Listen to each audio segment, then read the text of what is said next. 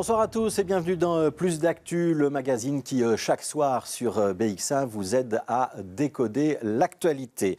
Notre formule du vendredi, vous la connaissez, c'est un grand témoin face à l'actualité de la semaine. Et cette semaine, dans l'actualité, nous avons donc eu des fusillades, un gouvernement fédéral, mais toujours pas de gouvernement bruxellois. Notre invité s'est justement exprimé dès la première des fusillades qui ont frappé la commune d'Anderlecht.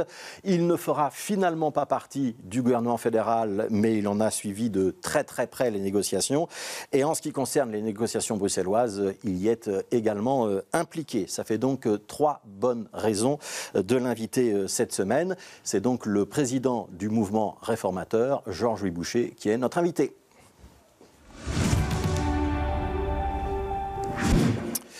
Bonjour Georges-Louis Boucher. Bonjour. On va donc commencer avec les fusillades, si vous le voulez bien. 3 fusillades de suite en 3 jours. Il y a longtemps que ça n'était plus arrivé en région bruxelloise. Et je vous propose d'entendre tout de suite 2 réactions. Elles ont été recueillies mardi. C'était après la première de ces 3 fusillades par les équipes de BX1. Ça renforce ma demande d'une mobilisation générale pour avoir plus de moyens pour occuper le terrain, parce que c'est clair qu'ici on est face à quelque chose qui est lié au trafic de drogue et à la guerre des gangs pour contrôler ce trafic. Et donc il faut des moyens pas uniquement pour les zones de police locale. Moi je ne fais pas un plaidoyer que pour moi, mais aussi pour la police fédérale. Il faut mettre plus d'énergie, plus de moyens, plus de coordination, plus de beaucoup de choses pour faire en sorte plus de bleu dans les rues, meer blauw op straat, pour être certain que les Bruxelloises et les Bruxellois et tous les Belges, quand ils sortent de chez eux, et à n'importe quelle heure, n'importe quand, n'importe comment, puissent le faire en sécurité. Ça, c'est mon job et je vais le faire résolument. Fabrice Kums, bourgmestre d'Anderlecht, et Bernard Quintin, le nouveau ministre fédéral de l'Intérieur. Georges-Louis Boucher, il y aura plus de moyens en police, en justice. On va hausser le ton face aux trafiquants de drogue dans les rues de Bruxelles et d'ailleurs. Mais il y a en tout cas un budget qui est prévu. On parle de 250 millions d'euros qui sont prévus pour renforcer la sécurité. Mais il ne faudrait pas résumer ça à une question de moyens. Déjà, aujourd'hui, on a plus de policiers par habitant en Belgique que la moyenne européenne. Il y a plusieurs problèmes. Il y a une réforme dans la police fédérale qui est indispensable. On a beaucoup d'officiers, pas toujours assez d'hommes sur le terrain. En matière de conditions de travail, d'organisation, il y a un travail colossal à mener.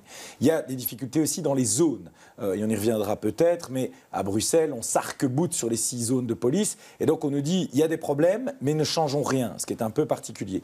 Il y a aussi tout un enjeu de suivi au niveau de la justice. Et je pense que l'arrivée d'un nouveau procureur du roi à Bruxelles avec Julien Moinil est une excellente chose. Et derrière, enfin, à la fin de la chaîne, il y a la question des prisons, où dans l'accord du gouvernement, il y a la création d'une prison à l'étranger qui est prévue pour pouvoir y mettre les délinquants en situation irrégulière sur notre territoire. Je rappelle que 43% des détenus en Belgique ne sont pas de nationalité belge. Et donc, ils saturent notre système carcéral.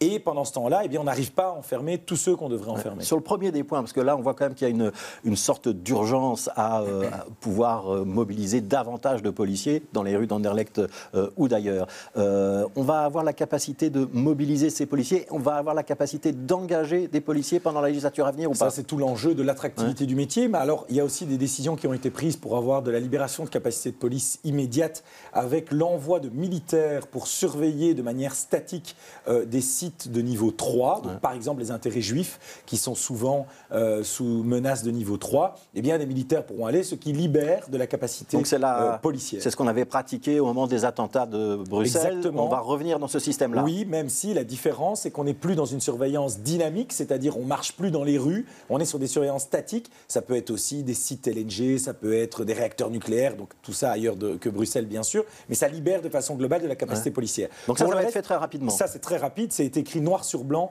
dans l'accord du gouvernement. Pour le reste, il y a aussi la technologie qui doit être mise en œuvre et surtout plus de sévérité à tous les étages. Et donc, ce renforcement de la sévérité est prévu dans l'accord du gouvernement. Et ce qui se passe avec ces fusillades démontre à quel point cet accord du gouvernement est tout à fait dans le juste par rapport aux besoins actuels de sécurité. On a trop laissé faire à Bruxelles. Et quand j'entends, et je terminerai par là, mais certains qui me disent que le plus grand danger de Bruxelles, c'est la NVA, le plus grand danger de Bruxelles sont les Kalachnikovs. Il faut quand même être un petit peu conscient de ça. Alors, on aura l'occasion d'y revenir. Deuxième message que je voudrais vous faire entendre, c'est celui de Fouad El Abouti. Il s'occupe d'une maison de quartier, justement à Kuregem, commune d'Anderlecht, pas très loin de la station Clémenceau. Et il est interrogé par Thomas Dufran. pense que Kurigem n'est pas réduit qu'à cela. Et j'entends beaucoup, à Kurigem avec des vermines. Je trouve que c'est galvaudé ces termes-là. À Kurigem, il y a aussi des jeunes qui en veulent et qui veulent s'en sortir. Et je pense qu'être stigmatisé à chaque fois qu'il y a un fait divers, je pense que c'est réducteur par rapport à ces jeunes, par rapport à tout le travail qui est fait pendant toute l'année.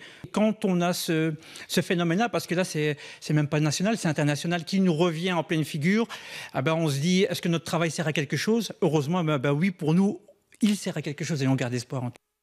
Alors, vermine et racaille, ce sont deux termes que vous avez employés dans un post sur les réseaux sociaux qui ont été très commentés et partagés. Georges Boucher, est-ce que ce vocabulaire, il est vraiment utile? Ce vocabulaire est indispensable, parce qu'à mal nommer les choses, on renforce au malheur du monde.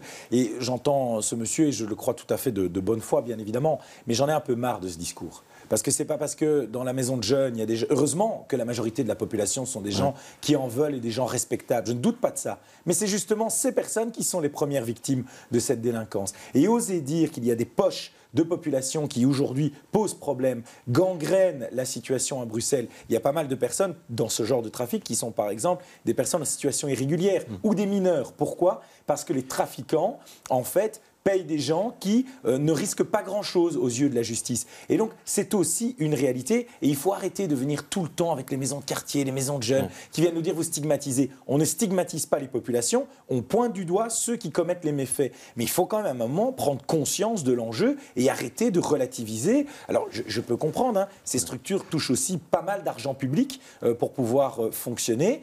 L'efficacité, moi parfois j'en doute quand même quelque peu. Parce que vous comprenez qu'on vous demande de bien distinguer les délinquants des habitants des quartiers dans lesquels les délinquants se trouvent. Mais je ne comprends pas cette demande parce que je le fais déjà. Et donc je ne vois pas ce qu'on me demande. Et donc il y en a certains qui veulent entendre certaines choses. Et vous savez pourquoi? Parce qu'on va nous jouer la complainte habituelle. Oh, la stigmatisation. Oh, nous sommes maltraités. Donnez-nous un peu d'argent pour une maison de quartier, on va faire un projet de jeunes et avec ça, ça va aller mieux. Ça fait 40 ans qu'on fait ça à Bruxelles. Si ça marchait, ça se saurait. La situation n'arrête pas de se dégrader. Et sur le plan socio-économique et sur le plan sécuritaire.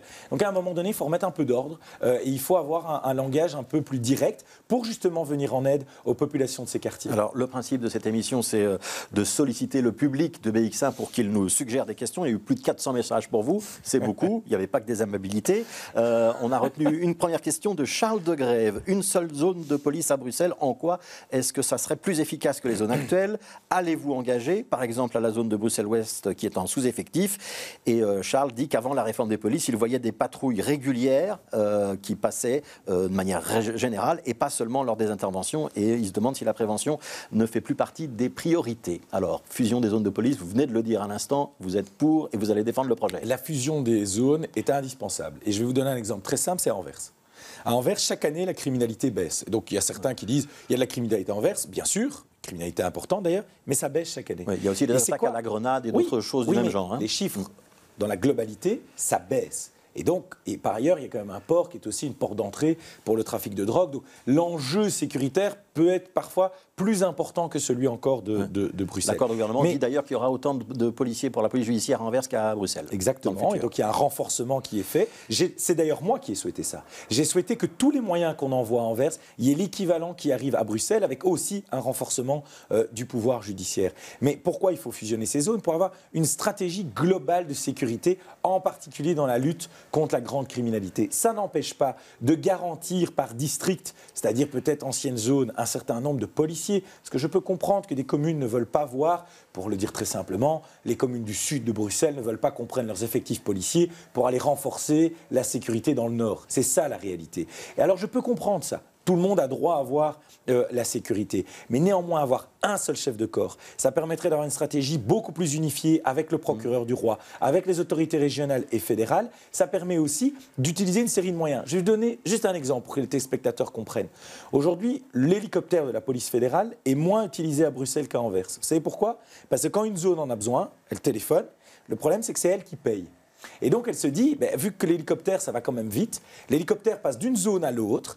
Et en fait, on n'arrive pas à unifier l'usage de supports comme ceux-là. On vient de ça voir les montre tous les problèmes administratifs. on vient de voir, donc, tous les bourgmestres de Bruxelles sont contre, y compris Vincent de Wolf et Boris Diliès. Il y a peut-être que David Lester qui est favorable ou qui ne s'exprime pas sur la fusion des zones de police. Et ils viennent quand même de nouveau déclencher une unité de commandement face aux événements d'Anderlecht. Voilà. Est-ce que c'est pas suffisant? Il faut vraiment aller dans la fusion. Mais justement, c'est ça qui est intéressant. Dès qu'il y a un problème, ils déclenchent une unité de commandement, mais ils disent, attendez, le reste de l'année, là, il faut qu'on reste chacun avec nos précarés. Ça n'a pas de sens. Et en fait, la réalité, je peux la comprendre, c'est que chacun voit midi à sa porte, chacun voit la réalité de son quartier. Les Bruxellois ne sont pas les mieux placés pour savoir ce dont Bruxelles a besoin? Ah mais écoutez, si les Bruxellois étaient le mieux placés pour le savoir, je pense que la situation de Bruxelles ne serait pas aussi dramatique. Donc il faut arrêter de croire qu'il faut être bruxellois pour savoir ce qu'il faut à Bruxelles. Vous savez, je passe autant de temps à Bruxelles qu'en Wallonie, pour être très clair. Et à un moment donné, c'est juste une question de bonne gestion. Mais je peux comprendre que l'élu qui siège dans le conseil de police, dans son conseil de police,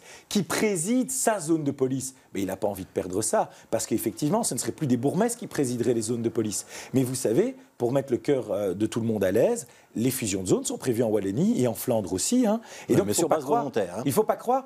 Mais je pense qu'on doit aller beaucoup plus loin en la matière. Dans l'accord de gouvernement, c'est sur base volontaire. Aujourd'hui, on a 188 zones de police. C'est beaucoup trop. C'est 188 chefs de corps, 188 services administratifs. On n'arrête pas de nous demander des moyens. Vous vous rendez compte de l'économie qu'on pourrait faire si on arrivait à unifier tous ces services transversaux? On va quitter la sécurité, mais on va bien rester en région bruxelloise. On va parler du blocage des négociations gouvernementales.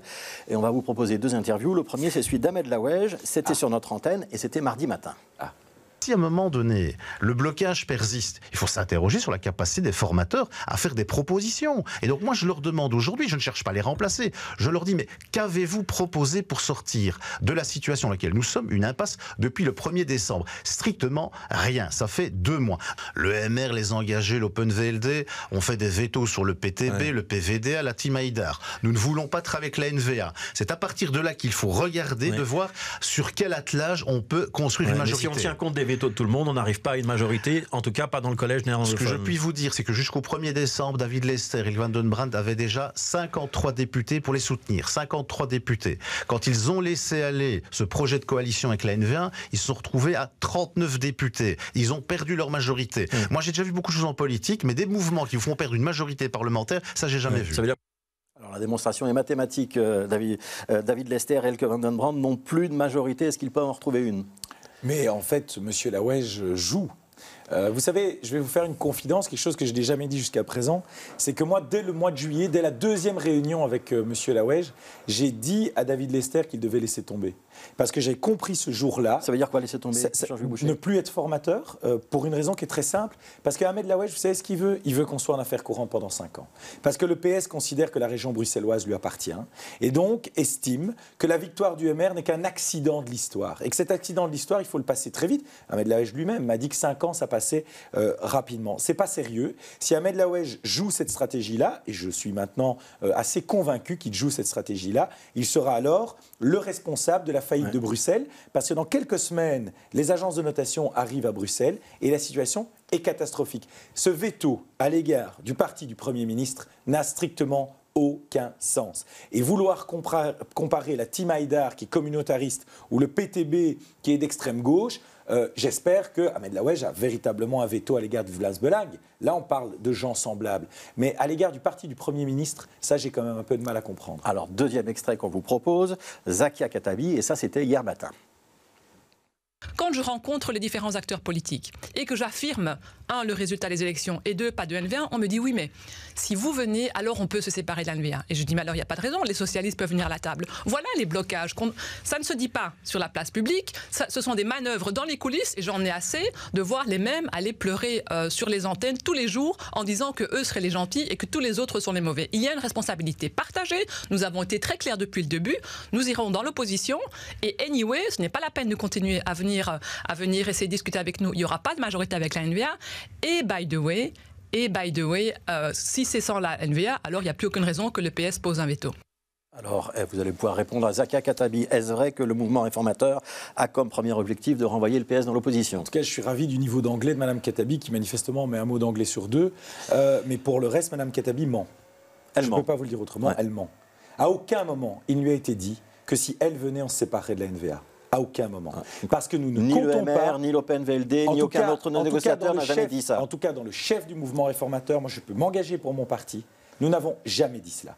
Car nous avons une ligne qui est très claire de ne pas nous engager dans le cadre de la coalition flamande, parce que c'est comme ça que fonctionne Bruxelles. Vous voyez, le non-bruxellois que je suis, manifestement, connaît mieux les usages bruxellois que certains élus. Premier élément. Et deuxième élément, la réalité, c'est que Mme Khattabi cache mal le fait que Écolo est véritablement aujourd'hui un parti d'extrême gauche, un parti de gauche radicale. Ça n'a pas empêché beaucoup de libéraux d'essayer de convaincre Écolo de rentrer dans la négociation. Bien sûr, vous savez pourquoi ? Oui. Parce qu'à un moment donné, même moi, j'ai cru les paroles des coprésidents d'Écolo qui avaient dit « on va être moins à gauche, on va être au milieu du jeu. On pourrait une fois faire une alliance avec le MR, une fois avec le PS. Ouais. » Force est de constater qu'aujourd'hui, on a un front Belgique insoumise, avec PS, Écolo, PTB, qui est la coalition de la faillite. Ouais, ça ferait une majorité, arithmétiquement parlant. Mais qu'ils le fassent. Ouais. Mais qu'ils le fassent, je les invite à le faire. Ouais. Et nous en reparlerons dans 6 ou 7 mois, quand la note sera à un niveau tellement dramatique que plus aucun organisme financier ne prêtera d'argent à Bruxelles. Donc s'ils veulent violer le résultat de l'élection et aller vers la faillite de Bruxelles, qu'ils le fassent. Mais moi, j'en ai un peu marre, et je termine par là, des faux semblants. Aujourd'hui, on traite David Lester de façon totalement indigne. Il est le seul à rester à la barre. Et il y a des petits jeux de M. Laouège et de Mme Khattabi qui, aujourd'hui, bloquent totalement la région la plus endettée du pays. Justement, David Lester, c'est le formateur. Vous allez diriger, si j'ai bien compris, la délégation du mouvement réformateur dans ces négociations. Est-ce que David Lester va prendre d'autres initiatives dans les prochains jours ou pas ? David Lester l'a annoncé. Il va prendre un dernier round de consultation dans les 2 prochaines semaines. Alors, je suis certain que les principaux intéressés diront que mes propos actuels, c'est ça qui leur pose le problème. Vous savez, il faut être clair, on a tout essayé. On a essayé la méthode gentille, on a essayé la méthode du fait accompli. Mais est-ce que vous êtes prêt à essayer quelque chose qui se ferait sans la NVA ? Mais je vais être clair avec vous, et j'espère qu'on pourra diffuser cela largement. Le CDNV nous a clairement indiqué qu'il ne montrait pas au gouvernement et qu'en tout cas, il ne montrait pas sans la NVA. Il changera plus d'avis. Donc même si vous faites venir... Mais pourquoi il ne changera plus d'avis, M. Grosfilet ? Il faudrait quand même que les uns et les autres réfléchissent un petit peu. De temps en temps, faire fonctionner son cerveau, ça aide. Aujourd'hui, Sami Mehdi, le CDNV, a un accord avec Bart de Wever, NVA au fédéral. Il a un accord avec Bart de Wever, NVA à la région flamande. Vous croyez vraiment qu'il va abîmer ses bonnes relations avec la NVA pour avoir un secrétaire d'État à Bruxelles ? Mais qu'on soit un petit peu sérieux. Mais la NVA à Bruxelles, ne changera pas. Ce n'est que 2 députés, la NVA à Bruxelles. Peut-être, on pourrait mathématiquement s'en passer. Mais M. Grosfilet, vous pouvez nous expliquer tout ce que vous voulez. À partir du moment où le CDNV nous dit « je ne monte pas », et si je monte avec la NVA, le problème reste entier. Est-ce que à un moment donné, il faut accepter. Est-ce qu'il y a une solution sans la NVA, le MR l'accepte ou pas ? Mais nous, on accepte dès qu'il y a une majorité et qu'il n'y a pas de parti extrémiste, que les choses soient bien claires. Donc ce n'est pas nous qui retenons la NVA dans le jeu. Maintenant, je vais aussi être tout à fait transparent avec vous. Avoir le parti du Premier ministre à la région bruxelloise va peut-être quelque peu nous aider, je pense. Parce que vouloir se dire, on va faire la guerre à celui qui dirige le gouvernement fédéral, c'est-à-dire celui qui a la haute main aussi quand on va délibérer de questions comme Belliris, je ne sais pas si c'est la chose la plus intelligente à faire. On peut sortir de ce blocage ou on ne peut pas sortir de ce blocage ? On peut sortir de ce blocage si certains arrêtent de leur petite manipulation en tout genre et pensent enfin à l'intérêt bruxellois. Allez, on passe à l'actualité fédérale avec un gouvernement de Bart de Wever qui a donc obtenu la confiance la nuit dernière. Vote classique, majorité contre opposition. Je vous pose tout de suite une question du public, celle de Damien Walkirs qui vous demande pourquoi vous n'avez pas été dans le gouvernement. Est-ce que vous avez peur de le voir tomber rapidement ? Certainement pas. Ce gouvernement ira jusqu'à la fin en 2029. Je l'ai expliqué, j'ai encore des tâches à mener à la présidence, dont la formation du gouvernement bruxellois. Il y a aussi la mise en œuvre des accords wallons de la communauté française.